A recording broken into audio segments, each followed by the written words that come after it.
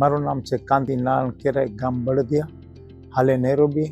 મારા ફાધર નારાયણ મંજી કેરાય, બળદિયા, કે હોસ્પિટલમાં ગયા રવિવારે એડમિટ હતા.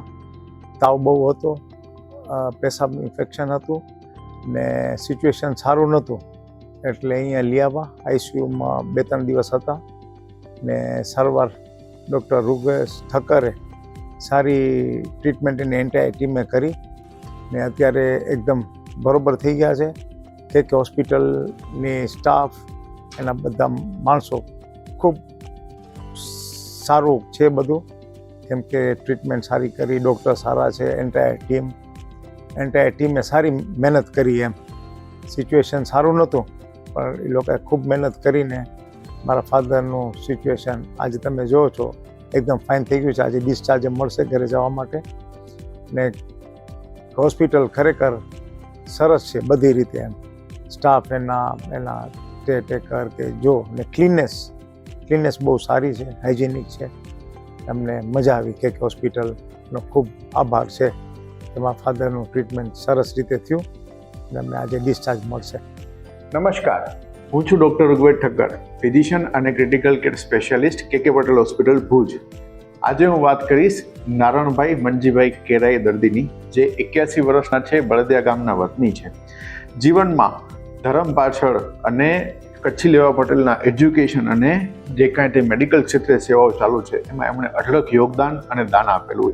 એવા દાનવીર રવિવારે 6 એપ્રિલના સવારે કે પટેલ હોસ્પિટલમાં પેશાબમાં ચેપ સાથે અને તાવ સાથે અને બેભાન અવસ્થામાં લાવવામાં આવેલ. એમના રિપોર્ટો કરતાં જણાવ્યું કે એમના ક્રિએટિનિન એટલે કિડની પર સોજો ઘણો છે, હૃદય પર પણ અસર આવી છે, ફેફસામાં પણ પાણી ભરાયા છે અને તાવની અસર મગજ સુધી પહોંચી ગઈ છે. ત્યારે એમને આઈસીયુમાં દાખલ કરવામાં આવેલ અને ધીમે ધીમે તાવ ઉતરતા, ભાન સુધરતા એમને ઓક્સિજનની રિક્વાયરમેન્ટની જ્યારે વધારે જરૂર હતી ત્યારે બાયપેપ વેન્ટિલેટર ઉપર લેવામાં આવેલા.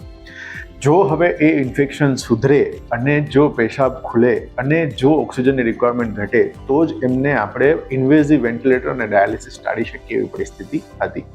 પણ એ દરમિયાન આપણી કે પટેલ સુપર સ્પેશિયાલિટી હોસ્પિટલની ક્રિટિકલ કેર ટીમ, ડૉક્ટર મારા colleague doctor Tejas Nakum, doctor Nishit Rajyaguru, doctor Arvind Chandrasekharan, સાથે કાર્ડિયોલોજી ટીમ, કેમ કે હૃદયનું પણ ઇન્વોલ્વમેન્ટ હતું, ડૉક્ટર જયદત્ત ટેકાણી, ડૉક્ટર મીક ઠક્કર અને કિડનીના નિષ્ણાત ડૉક્ટર વિજય નાવડિયા, બધાની ટીમની એક સાથે મહેનતને લીધે ધીરે ધીરે દાદાની તબિયતમાં સુધારો આવ્યો અને એક પીકો કેથેટરાઇઝેશન, જે થર્મોડાયલ્યુશન ટેકનિકથી શરીરમાં રહેલું વધારાનું પાણી જાણી શકે છે, એ ટેકનોલોજીની મદદથી કન્ટિન્યુઅસ મોનિટરિંગના લીધે આપણે એમનું વેન્ટિલેટર અને ડાયાલિસિસ બંને ટાળી શક્યા અને ધીરે દાદાની તબિયત સુધરતા સ્વસ્થ થઈ અને 13 એપ્રિલના રજા કરાયેલ છે.